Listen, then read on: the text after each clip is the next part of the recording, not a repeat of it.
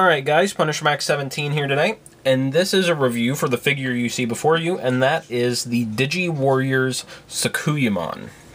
Now this figure was released, and it fell of course, this figure was released, gosh, 12, 14 years ago or so, back during when Season 3 of Digimon was airing, also known as Digimon Tamers. Now, Sakuyamon is one of my favorite Digimon from the 3rd season.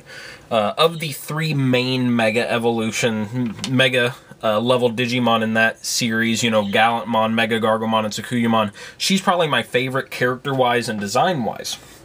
Now, as you can see with this figure, it's a really great sculpt, and it's just a very nice-looking figure all around.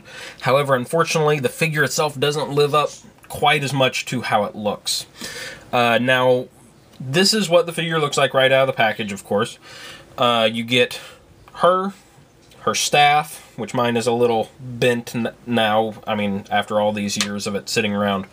And then these 4 spirit kind of stuff that's going around her. Now these are based off of one of the attacks she had. I can't remember that. I mean, it's been... I rewatched Tamers 3 years ago or so, but I definitely can't remember the attacks or anything, the attack names or anything.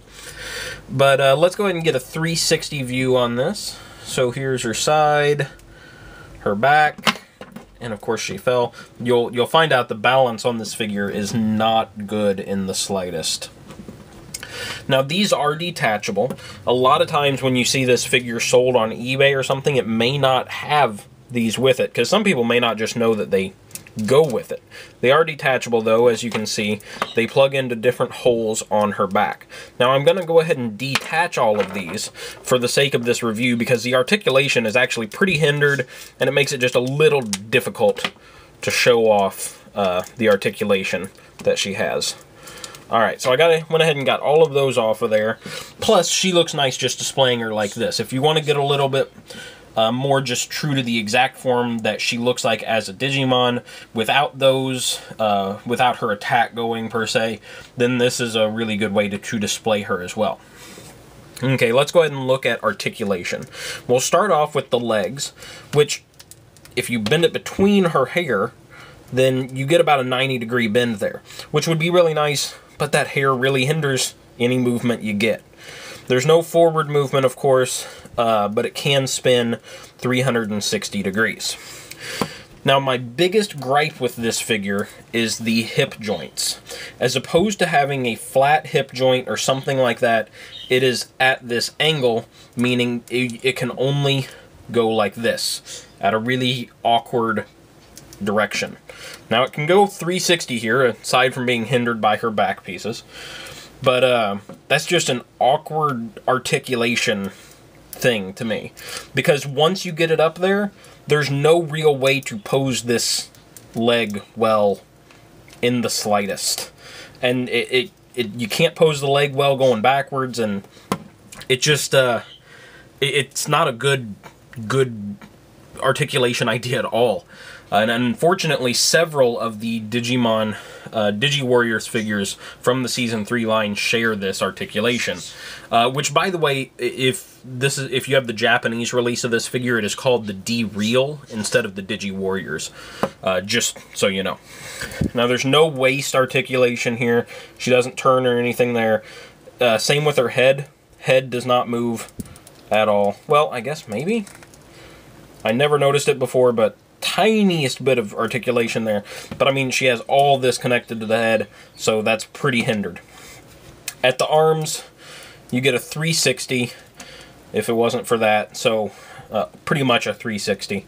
And then all else you get is turning right there at the elbow. You get 360-degree circular rotation there, but you can't bend it, which is my biggest problem.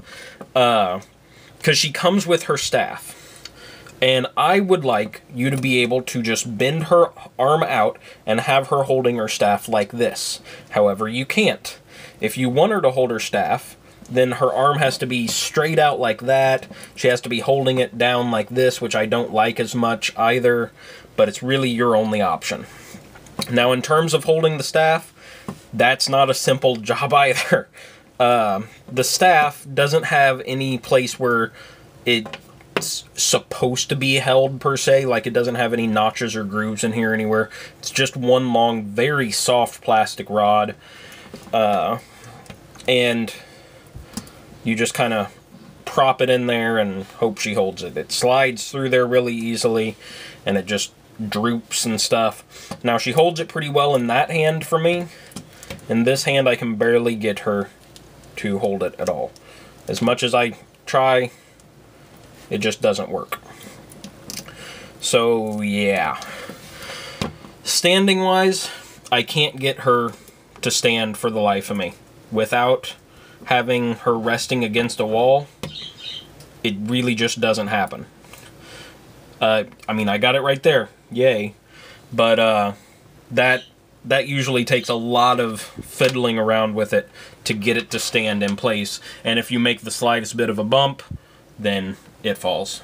So I really don't like to be negative about Digimon figures because I have such a love for them, such a love for the franchise, and such a love for all of the old toys, because many of the old Digimon toys are extremely high quality, in all honesty. But as nice as this one looks, it just doesn't have that quality there for it. See, it fell down. It's hard to stand.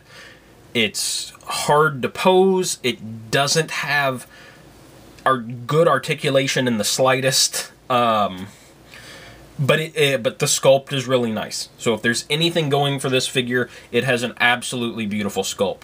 I had one of these new in the box. It was the Japanese version, the D-Real version, still new in the box, that I just hung on the wall. It looked beautiful, and that was the best way in the world I found to display this figure, was just hanging on my wall in its box, brand new. That looked absolutely fantastic. So if you have a chance to do that, go for it. If you have the patience to get this thing to stand and pose like you want it to, go for it, because it does look nice. It's just not a fun figure to mess around with, to play with, to anything like that, unfortunately. So if you are a big Digimon fan like I am, and you want to have them all, get this figure. Of course, you got to. It's a great Digimon. Sakuyamon's fantastic, and it's a beautiful sculpt.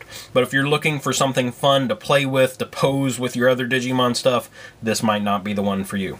Anyway, I know this was a pretty long-winded review, so thanks for watching, and I will see you next time.